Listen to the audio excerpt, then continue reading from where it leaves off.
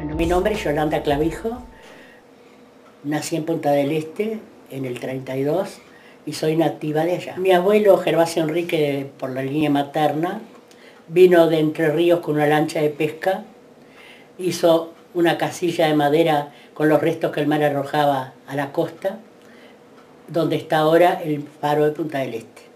3 años después le dijeron que tenía que sacar la casilla de ahí, porque ahí va el faro, porque era la parte más alta de Punta del Este. Desarmó y la colocó 1,25 cuadras más abajo. En ese entonces tú agarrabas cualquier parte de un terreno y eran en la época en que era pueblo Ituzaingó, era un pueblo más de pescadores que de turistas. Mi bisabuelo, un amigo le dijo que había mucha pesca acá y se vino con una barca de pesca a Punta del Este. Y los pescadores que habían acá le dijeron que podía en cualquier lugar poner una casilla, en ese entonces los tablones de madera venían sobre cubierta y las grandes temporales arrancaban alguno y siempre se tiraban el sur hacia la Punta del Este. Y ahí juntaban y iban haciendo una pieza primero, o si las tablas eran chicas y hacían una cocina. Y al final en un par de meses en un invierno juntaban maderas como para hacer un ranchito. Y acá corrió Uruguay, pasó Punta del Este, Montevideo, llegó a Punta del Este, que en ese entonces era pueblo Ituzaingó, porque él vino en 1853. Recién en 1907 se le puso Punta del Este. No había zafra en la isla de Lobo, él era solamente pesca.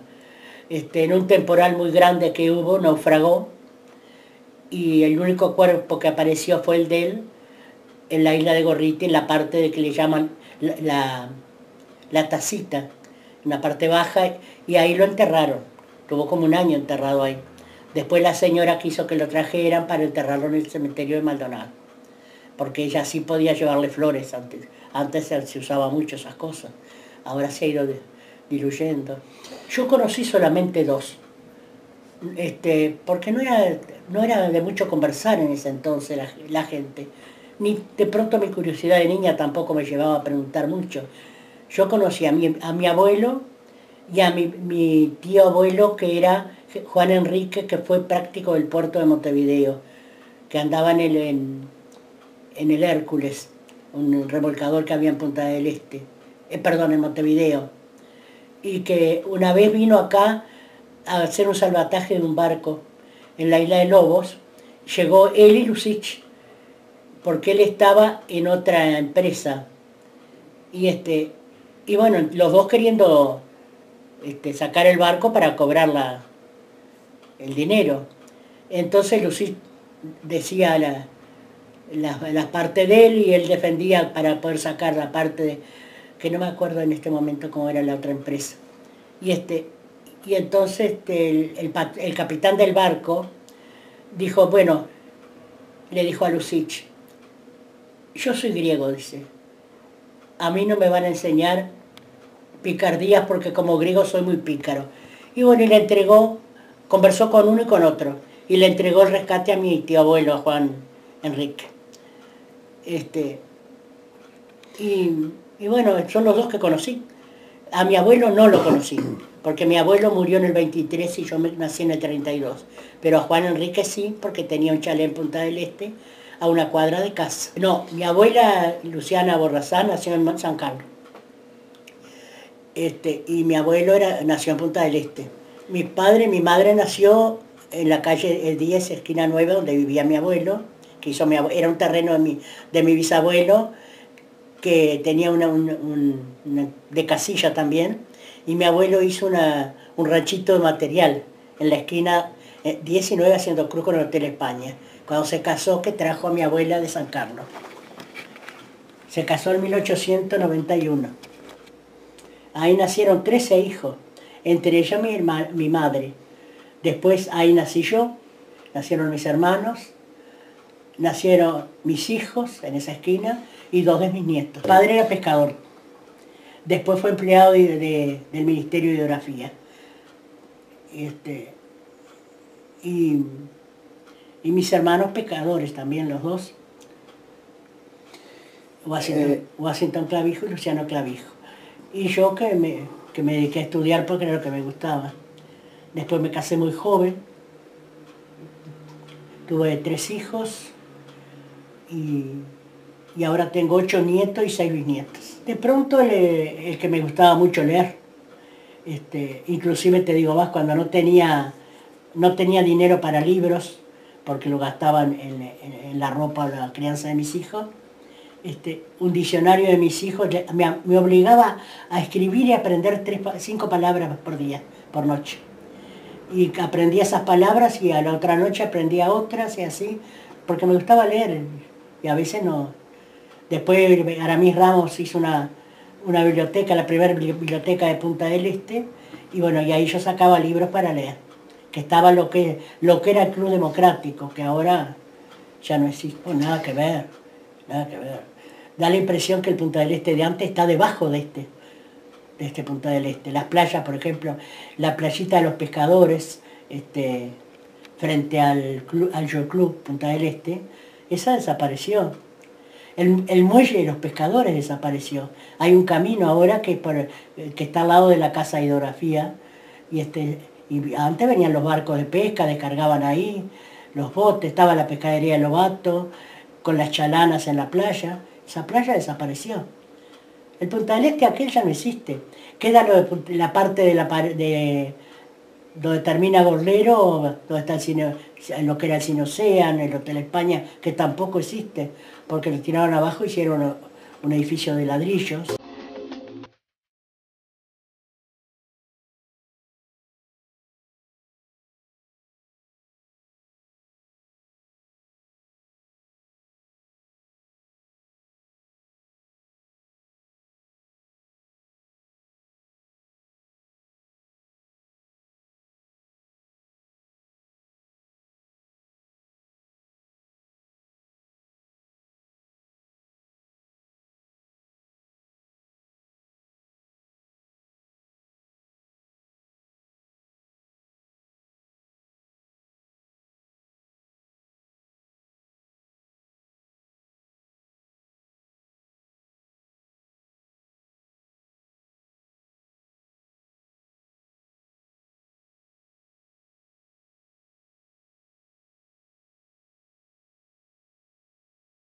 Y era tranquila, era trabajo, mi madre lavaba y planchaba para afuera, mi padre era pescador, nunca faltó una comida en casa, pero no teníamos los lujos ni los...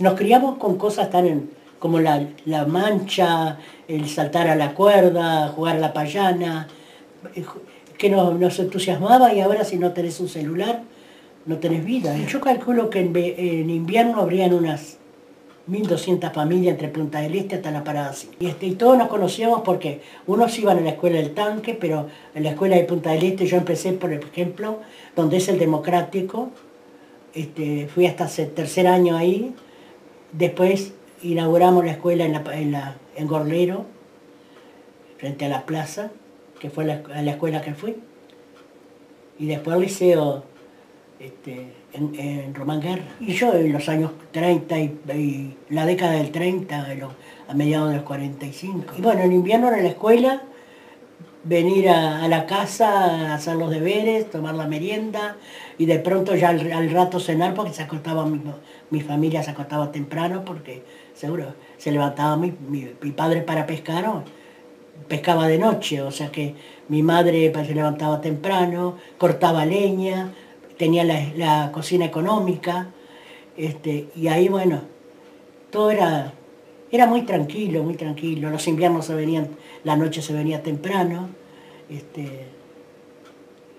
Yo tuve una niñez muy feliz, porque yo no pensaba en las cosas, porque no había radio, en ese entonces no había radio, las radios que habían eran a galena, y yo en casa hubo la primera radio que la compraron mis hermanos, a lámpara, me acuerdo que era una lámpara, y yo tendría 10 años, 11, la primera vez que sentí una radio. Bueno, cuando me llegaba el verano, que te parezca mentira, yo vivía a 3 cuadras y tenía que esperar una tía que venía de San Carlos con el hijo para yo poder ir a la playa. No me dejaban ir sola a la playa. Y estaba a 3 cuadras de la playa. El movimiento de gente, bueno, yo me sentaba en el adoquín, en la vereda, a mirar los pasajeros del Hotel España que bajaban a la playa, de traje, ellos de ambos, me acuerdo, de ambos con rayitas finitas, de zapatos, de guantes, un habano en la boca y hasta paraguas llevaban, que supongo sería que lo usaban para el sol. Y las señoras, bueno, de soquetes blancos, sandalias, vestidos, guantes blancos también, porque se cuidaban muchísimo del sol. Porque viajaban a Europa, era gente de plata, y en Europa si tú tenías un color que no era blanco, ya no eras una dama distinguida. Iban con capelina, con todo. Yo vivía enfrente al chalet del doctor Chigliani, y me acuerdo que la señora del doctor Chigliani andaba con guantes de algodón todo el día, todo el día. Y ella fue la que me explicó que si no tenías las manos blancas en Europa eras como servidumbre, ¿viste? No tenías el color de las damas. Me encantaba, para mí era como un cine, porque en el cine España estaba el fotógrafo Salazar y en 16 milímetros filmaba a los pasajeros y las pasajeras del hotel en la playa. Subían a la Fourmi, que era una especie de restaurante que había en la playa Mansa, y ahí tomaban un copetín con cortadita, hacían una picadita, y él los filmaba, y a las 5 de la tarde, cuando era el té en el hotel, ponían una sábana, y ahí pasaban toda la película, y los mismos que habían estado en la picadita se veían mientras tomaban el té en la playa. Yo miraba todas esas cosas, los carruajes que venían, que llamaban para las señoras, y los caballos para las chicas y los jóvenes, y bueno, y a la tarde salían a cabalgar. Por lo general iban al bosque municipal, y ahí se hacían las parejas de chicos argentinos que se conocían ahí. Muchos casamientos salieron de ahí. Venían de la Argentina, los primeros turistas que aparecían en Punta del Este. El Hotel de España fue uno de los primeros hechos. Una ala se hizo en el 1911, la otra en 1913. Y bueno, de ahí salían las parejas, porque muchos chicos hacían que los padres se mudaran para el hotel de las chicas que les había interesado. Y ahí se formaban las parejas. Pero no había muchos lugares de recreación. Por lo menos cuando yo tenía esa edad, en los 40, tendría 10, 11 años, 9. El bosque municipal era un paseo espectacular. Habían para hacer asado, unos lugares preciosos, unos quinchos hermosos. Al lado de los quinchos grandes hamacas, que no, las grandes se hamacaban en ellas. Y estaba la pajarera municipal con distintas formas de pájaros, era cantar todos pájaros, los grandes rosedales, paseos preciosos, había un restaurante, que les podías ir a comer al restaurante ese, y todo eso, vino la intendencia de Salazar y ellos empezaron a cortar árboles. Ese era un paseo maravilloso que había, sobre todo para las familias. Había carteles que decían siga la vaca, y tú podías ir a tomar leche recién ordeñada de la vaca. Yo miraba más los personajes que salían de las pescaderías, porque eran ese tipo de personajes que no es la gente que la han hecho famosa ahora. A mí me gustaba, y estoy haciendo libros sobre esas anécdotas, por ejemplo de Manuel López, que salía a pescar con mi tío. Era un señor gordo que le gustaba mucho el vino, por lo general siempre estaba tomado, y andaba de zapatillas deflecadas, tipo chancleta, en los talones al aire, todos cortados en los talones, y había criado un pingüino, y andaba con el pingüino que lo acompañaba. La pesquería Lobato estaba antes del Yacht Club Punta del Este, después se hizo el Yacht Club. Y ahí adentro, en esa curva, estaba la pescadería, que estaba la vivienda también de mis tíos, y él era pescador ahí con mi tío.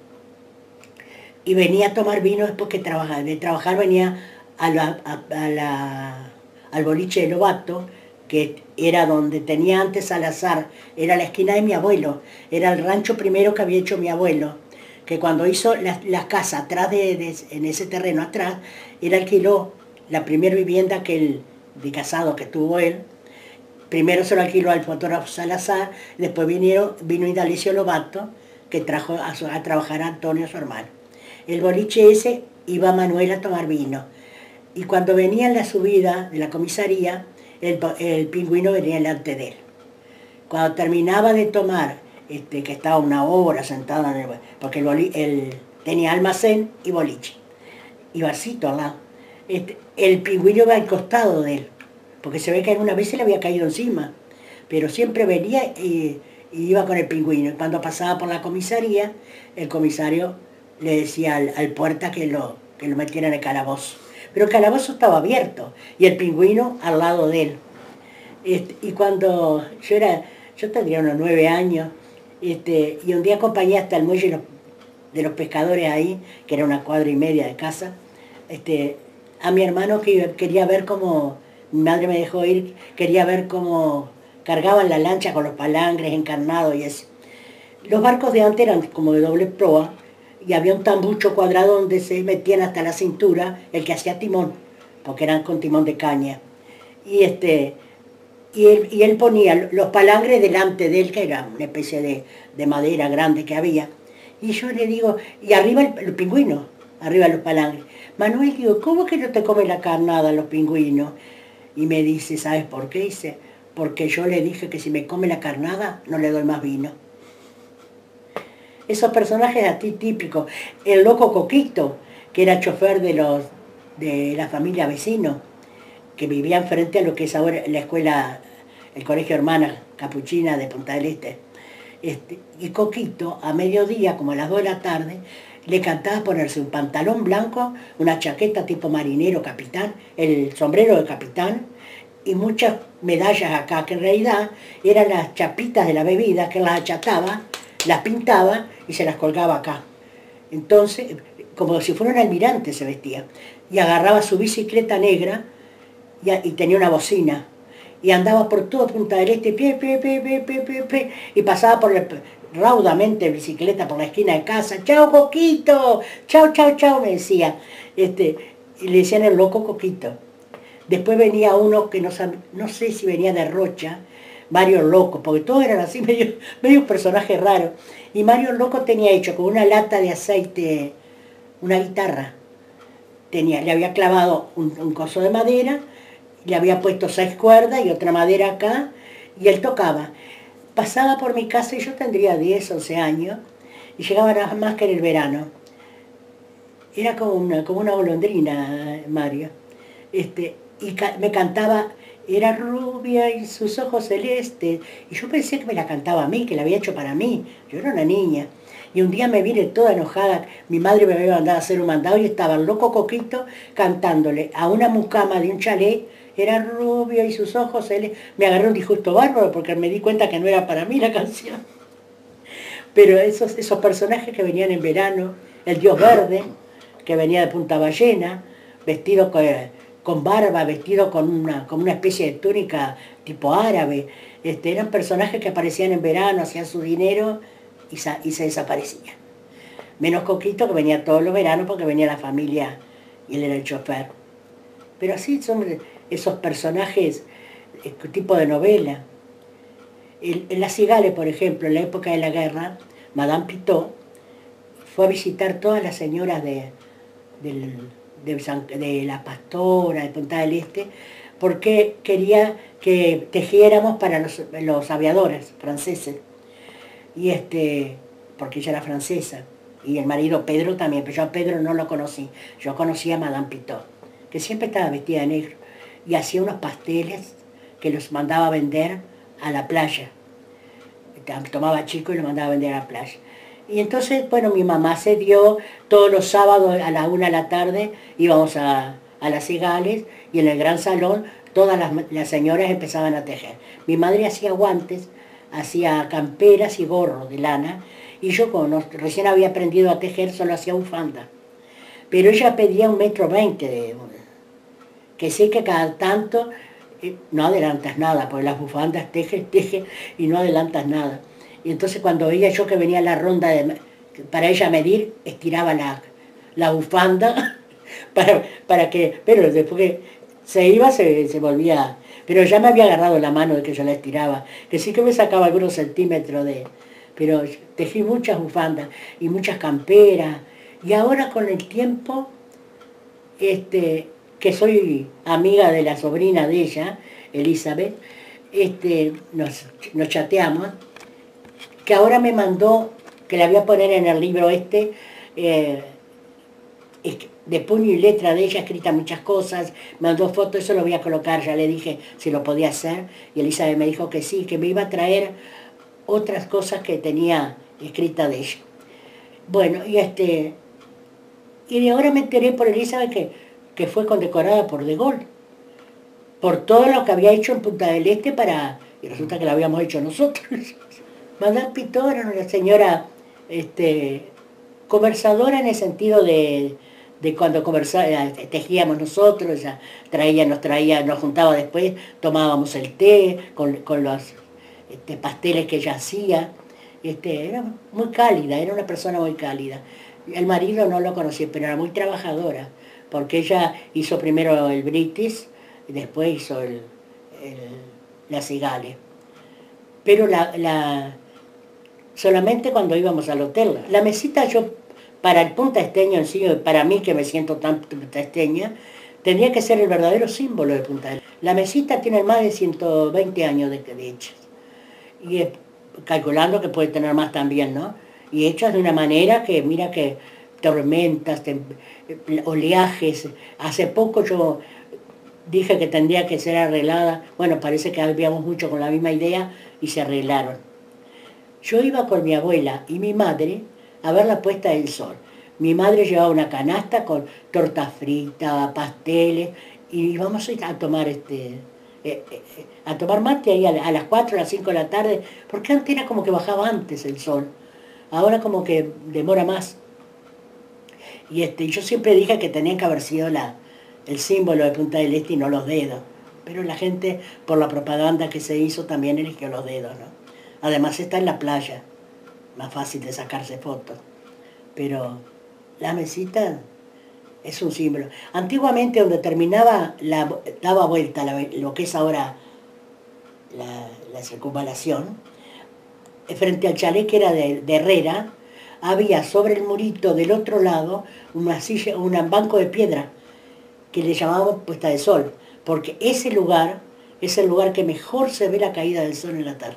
Yo entiendo, yo para mí entendí siempre que los verdaderos personajes fueron los primeros. Muchísima gente que trabajaron en el mar con mucho sacrificio, fueron faeneros en Lobos, porque había una época en que comenzaba la faena en Lobo y no había trabajo porque no había mucha pesca. Entonces la mayoría de la gente de Maldonado, algunos que siempre trabajaban en el mar y de Punta del Este, hacían 3 meses en Lobos, la matanza de Lobos. Considero que la gente que trabajó en el mar con tanto sacrificio, para mí fueron los personajes de Punta del Este. La faena de Lobo, yo pienso que a los años pensé, ¿no? En ese momento para mí era como una hazaña que fueran a trabajar ahí, pero pienso que esa gente mentalmente no podía quedar, o eran muy duros por el mismo sacrificio de mar. Se iba cada 3 meses, hacían cambio, porque en ese entonces se vendían las pieles a Alemania, habían exportación. Mi padre fue faenero, mi tío Kiko fue faenero, mi hermano mayor. Era una vida muy, muy cruda porque los lobos no se les sacaba el cuero muertos. Tenían que sacárselos en vida de ellos. O sea, les pagaban y les pegaban con un palo y cuando quedaban atontados ya empezaban a sacarle la piel. Porque si lo sacaban muertos se pegaba, o sea, a la carne y se rompían. Porque cada tajo mal dado en el cuero le sacaban un sueldo. Le rebajaban parte de lo que ganaban. Para mí esa parte de los lobos siempre fue muy triste, ¿no? Tengo una foto inclusive de mi padre con los compañeros faeneros en Lobo, todos, unos con palos, otros con un lobito chico en los brazos. Te la voy a mostrar después, porque no te la mostré. La quisiera poner en el libro. Bueno, Punta del Este tiene una energía propia. Lo que era el mar, los pinos, el yodo, el aire. Punta del Este es un punto de mucha energía, que se la están sacando con tanto cemento. Han sacado árboles para poner cemento. Por eso la gente venía. Mazzoni, el profesor Mazzoni, que es el que hizo el museo El Maldonado, ese vino muy enfermo a Punta del Este, 23 años o algo así tenía, y se curó acá y murió de 80 y pico de años. Acá había una energía, el doctor Loizaga me decía a mí, que él venía acá y como que se le iban los años para atrás. Y tú ves que la gente nacida en Punta del Este no representa la edad que tiene. Tú ves, por ejemplo, yo qué sé, mis hijos mismos, no representan que tuvieran 63. Mi hijo Daniel, que tiene 58 años, no parece tampoco. Yo creo que los nacidos en Punta del Este aspiraron un aire energético que recién se dio cuenta, los argentinos fueron los primeros que se dieron cuenta, que venían y se iban mejor de salud. Y por eso, y el Emir, por ejemplo, se llama Emir la playa, porque vivió un Emir ahí frente a la playa, que después se le incendió el chalet y él se fue, pero él recomendaba muchísimo esta zona. La gente empezó a venir y playas hay en todas partes. Acá venían más por las playas que realmente por la tranquilidad también, pero la playa es lo principal acá, se siente orgullo. Pero no porque tenga la fama que tiene ahora, porque a mí no me gusta la fama que tiene ahora. El ser cosmopolita como es ahora Punta del Este no es lo mío. A mí me gustaba el Punta del Este de antes, donde todos se conocían, donde la mayoría era solidaria, íbamos todos a la misma escuela, ricos, pobres, todos iban a la misma escuela. Y no faltaban, porque mandaban un inspector con un policía si faltabas 2 días a la escuela. Y ahora es una cosa que si quieres estudiar, estudia, si no quieres estudiar, no estudia. No es así. Y han proliferado las escuelas particulares, todas pagadas, porque antes se estudiaba y se estudiaba muy bien en las escuelas, muy bien, salías muy bien estudiado de la escuela. Y había una educación en la casa, que ahora se ha perdido. El hogar era fundamental, porque la escuela te enseña y el hogar te educa. Y si no se juntan las dos cosas, no se aprende nada, porque tienes que tener las dos cosas. Solo el saber no ocupa el lugar de la educación. Las dos cosas tienen que ir juntas.